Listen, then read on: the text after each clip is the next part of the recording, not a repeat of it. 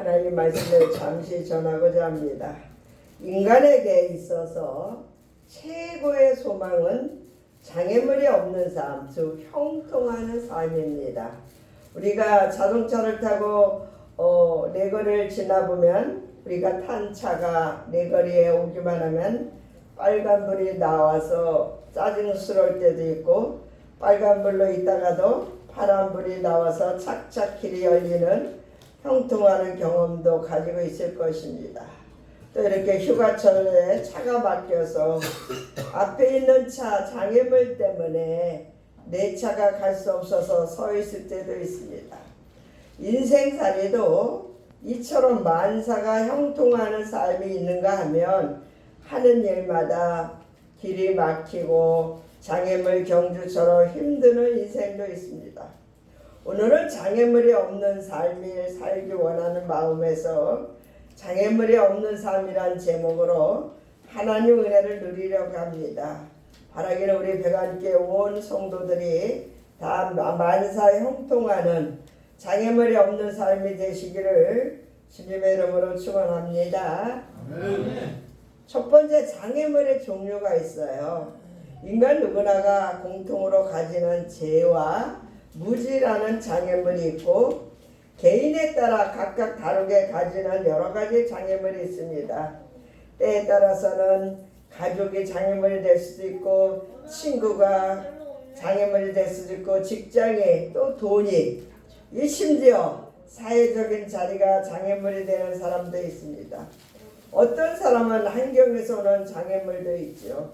그러나 중요한 것은 장애물이 반드시 우리들에게 해롭게만 하는 것은 아니라는 사실이에요.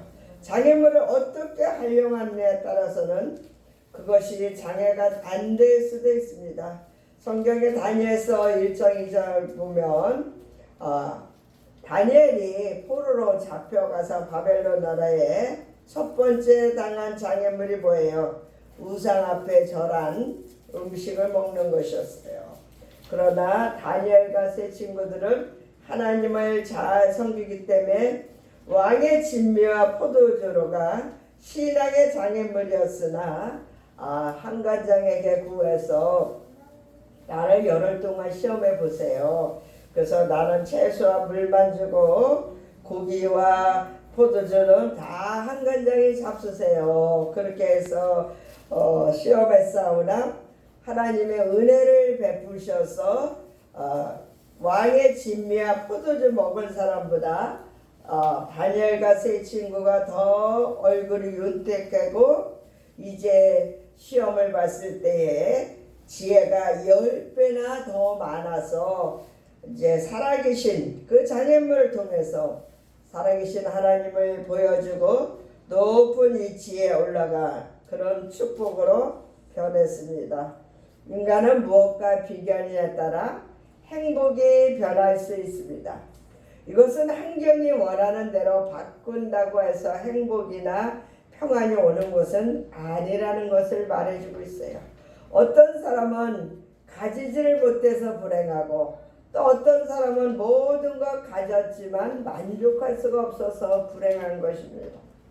그러므로 우리는 하박국 선지자의 말처럼 하박국 3장에 보면 비록 무화과 나무가 무성치 못하며 포도나무에 열매가 없으며 감람나무에 소출이 없으며 밭에 식물이 없으며 우리의 양이 없으며 외양간에 소가 없을지라도 나는 여호와를 인하여 즐거워하며 나의 구원의 하나님을 인하여 기뻐하리로라 라는 믿음을 가졌던 것입니다.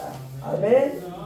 욥은 자신에게 견딜 수 없는 고통과 시련이 닥쳐왔는데도 장애물이 생겨서 주님을 따라서 형편에 처했는데도 불평하지 않고 원망하지 않고 하루아침에 아들 7딸 셋이 다 죽고 재산이 다 없어졌는데도 하나님께 기도하며 찬양했습니다. 주신 자도 여호와시요 취하신 자도 여호와시오니 여호와 이름의 찬송을 받을지니라 하고 하나님께 찬양했습니다. 욥의 찬송은 감사의 열매입니다. 하나님은 우리가 범사에 감사하기를 원하시는데 이것은 모든 것이 협력과의 선을 이룬다는 하나님의 섭리에 대한 절대 신앙을 가질 때에만 할 수 있는 것입니다. 그래서 욥의 찬양은 디모데전서 6장 7절에 우리가 세상에 아무것도 가지고 온 것이 없음에 또한 아무것도 가지고 가지 못하리니 라는 신앙에서 나온 열매입니다. 사도행전 16장 25절 26절만 바울과 신라가 복음 전하다가 장애물에 걸려서 빌립보 감옥에 들어갔어요. 그의 장애물 뭐예요?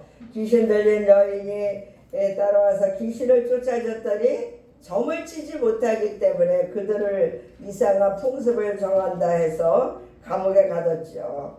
그러나 밤이 맞도록 찬송과 기도를 통해서 옥문이 열리고 뛰어넘는 역사를 이뤘습니다. 하나님은 찬송 중에 거하시는 분이십니다. 아멘.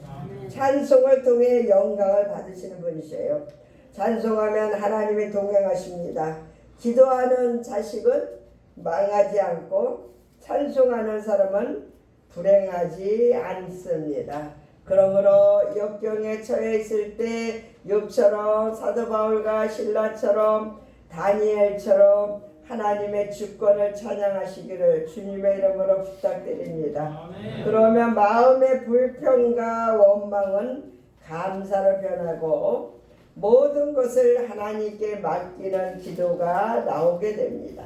이것이 바로 승리의 비결이에요. 두 번째, 장애물을 제거하려면 무엇보다 중요한 것은 거짓 평안이나 이제 거짓 불안 때문에 우리는 거짓 형통에 속지 말아야 합니다. 이 시대는 불확실한 시대라고 합니다. 그래서 이런 미래에 대한 불안 때문에 우리는 무언가 의지하고 싶어 합니다.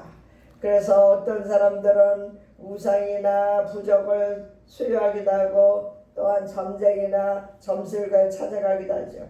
그러나 이런 평안은 거짓 평안이요 참 평안이 아닙니다. 본문에는 이 장애물을 제거하는 방법들이 기록되어 있습니다. 첫 번째, 하나님 법을 사랑한다 그랬어요. 165절에 주의 법을 사랑하는 자에게는 큰 평안이 있으니 저에게는 장애물이 없으리로다 그랬어요. 시편 1편에도 복이 있는 사람은 여호와의 율법을 즐거워하여 그 율법을 주야로 묵상하는 자로라고 했습니다. 이것이 복받는 비결이요 이것이 장애물을 없애는 비결입니다. 요한복음 11장 9절에 보면 주의 빛에 거할 때 장애물이 제거된다고 했습니다. 요한복음 11장 9절에 보면 예수께서 대답하시되 낮이 12시가 아니냐 사람이 낮에 다니면 이 세상의 빛을 봄으로 실족하지 아니하고 밤에 다니면 빛이 그 사람 안에 없던 거로 실족하느니라 했습니다. 우리들에게 주님이 환하게 빛을 비춰주기 때문에 우리는 넘어지지 않을 줄 믿습니다. 환경이 우리에게 장애물이 된다는 것은 핑계일 뿐이에요. 더 중요한 것은 나 개인에게서 비롯되고 있다는 점을 깨닫는 거예요. 마음이 중요한 거예요. 외부로부터 온 것보다 마음이 중요한 거예요. 무엇과 비교하느냐에 따라 느끼는 것도 다릅니다. 우리는 기도하여 성령 충만하여 자신을 이겨야 합니다. 사탄이 만든 장애물은 우리가 힘써 싸워야 합니다. 먼저 중요한 방법은 절제하는 삶이에요. 사탄과 싸우기 위해서는 하나님의 전신갑주를 입고 싸우는 것인데 여기서 가장 중요한 무기는 믿음의 방패와 말씀의 검입니다. 더욱 중요한 것은 성령 충만함 받아서 싸우는 것입니다. 하나님이 때로는 만든 장애물도 있어요. 창세기 22장에 보니까 아브라함은 장애물이 뭐예요? 백세 난 아들을 번제로 모리아산에 가서 바치라는 거예요. 그래서 순종했을 때 연단과 훈련을 위한 것이기 때문에 참고 견뎌서 주님께 의지하게 됐습니다. 야고보 1장 12절 보세요. 시험을 참는 자는 복이 있도다. 이것에 옳다 인정하심을 받은 후에 주께서 자기를 사랑하는 자들에게 약속하신 생명의 멸관을 얻을 것임이니라 했습니다. 우리가 사는 세상은 갈릴리 바다와 같아서 때때로 파도가 치고 바람이 불지만 성령이 우리를 도우시는 것을 믿으시기 바랍니다. 그래서 로마서 8장 20절에 이와 같이 성령도 우리 연약함을 도우시나니 우리가 마땅히 빌 바를 알지 못하나 오직 성령이 말할 수 없는 탄식으로 우리를 위하여 친히 간구하시느니라 그랬습니다. 주님이 내가 너희와 항상 함께 있으리라. 언제까지? 세상 끝날까지. 그러므로 그 약속한 말씀을 믿으시기 바랍니다. 주의 말씀에 순종할 때 장애물이 없어요. 인간의 장애물은 대부분 관계 속에서 생겨지기 때문에 하나님과의 관계와 자연과의 관계와 인간과의 관계를 잘 가지면 됩니다. 그래서 십자가는 뭐예요? 하나님과 나 위에서 아래로 수직관계, 또 인간과 인간관계, 수평관계가 이루어질 때 하나님의 주시는 평안은 세상이 주는 평안과 같지 않습니다.